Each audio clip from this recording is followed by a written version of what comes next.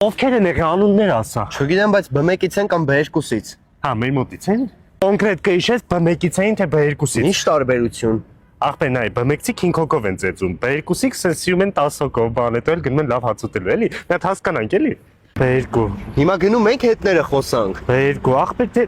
չես համբերում համ կեթանք, դու հանգիստ եղի, կեթանք։ Ինձ ասել էր, որ ես Բանգլադեշ պրոբլեմ չունեմ, ինչ հարց ելնի քեզ դիմեմ։